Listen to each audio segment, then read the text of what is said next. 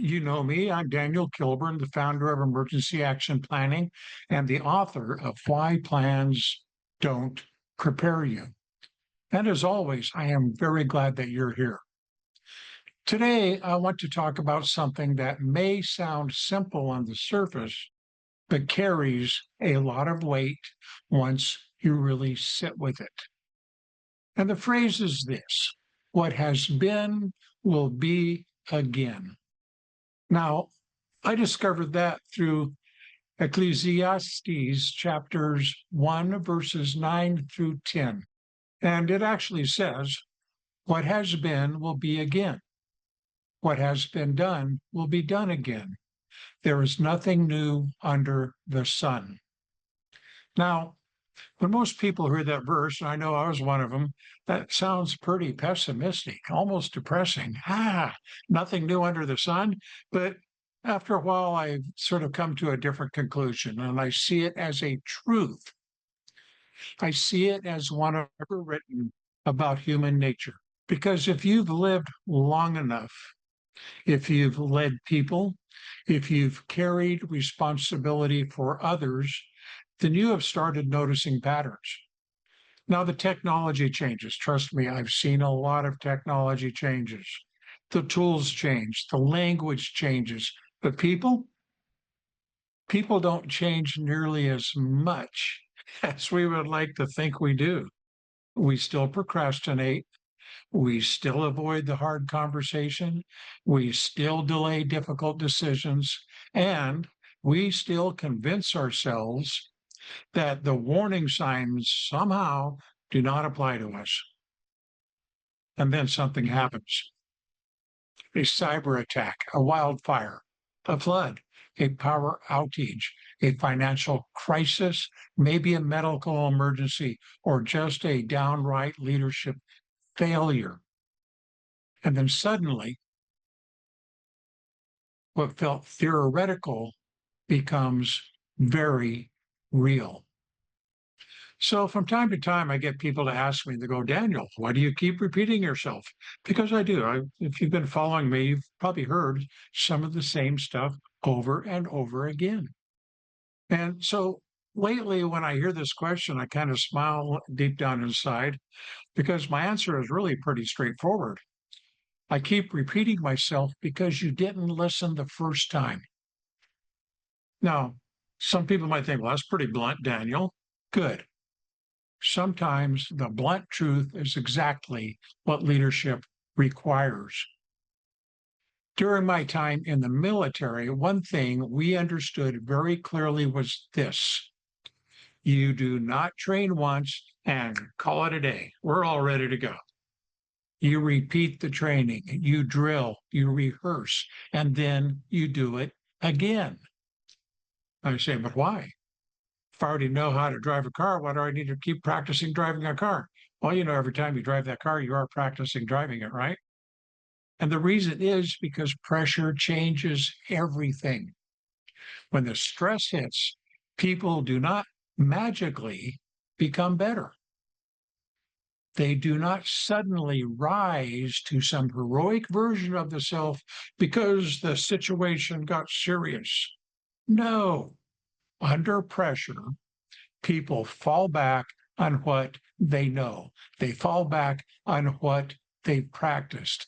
They default to whatever the habit is. They default to their training. They default to their culture. Now, that principle does not only apply to the military, it applies to families. It applies to businesses. It applies to schools, nonprofits, churches, community organizations. It applies anywhere people are responsible for protecting other people. And that is why I keep repeating certain messages. Now, you might have heard me say this before: preparedness is leadership. Communication matters under pressure. Testing reveals weakness. Plans alone do not create readiness. Now, I repeat these same things over and over and over, not because I'm out of material. Believe it or not, I've got a lot of material, and not because I enjoy hearing myself talk. I repeat them because they remain true and because too many people still have not internalized them. Now, here's the reality most people do not want to hear. The world will punish your ignorance.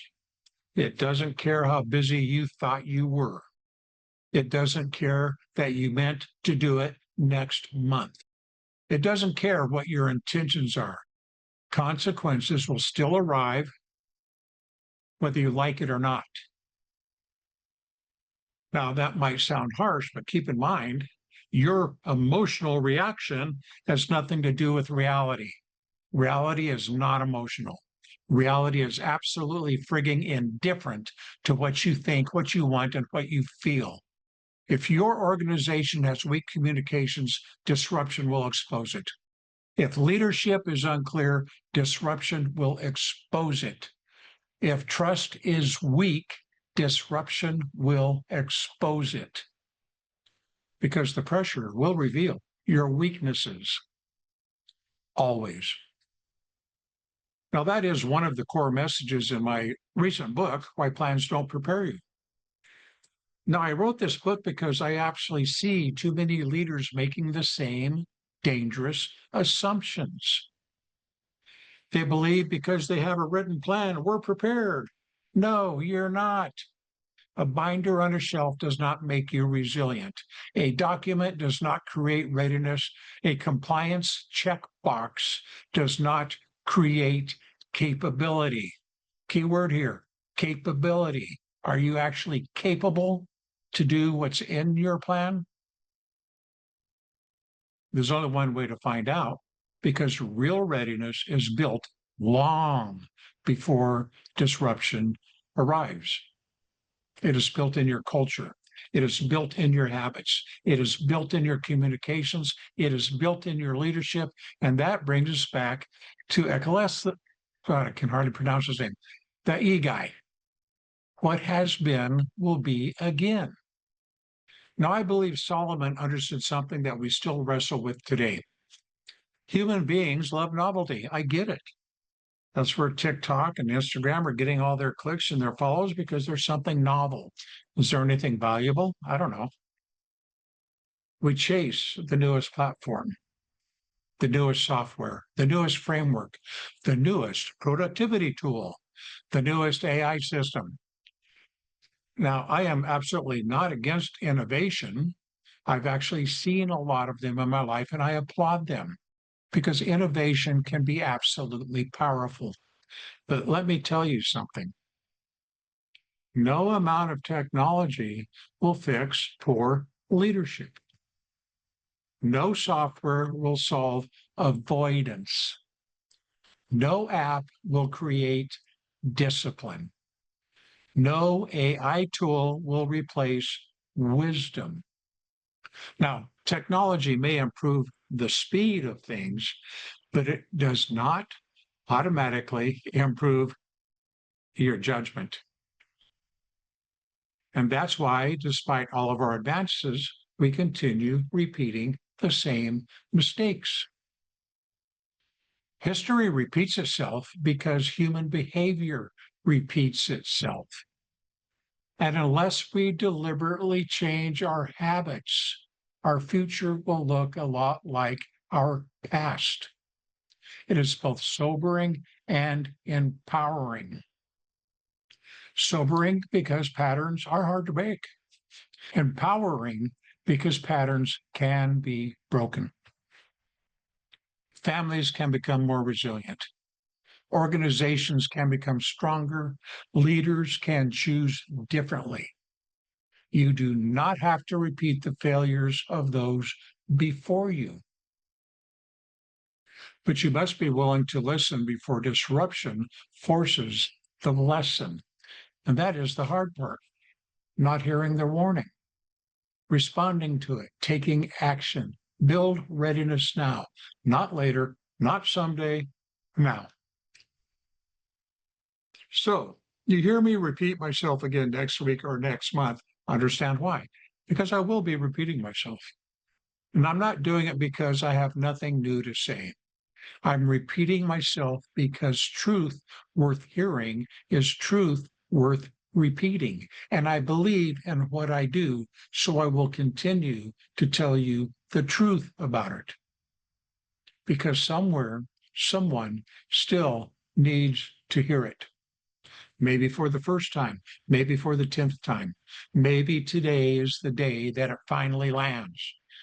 Now, if that's you, then this message was worth repeating. The blog post I published expanding on this topic called What Has Been Will Be Again, and I do encourage you to read the full article.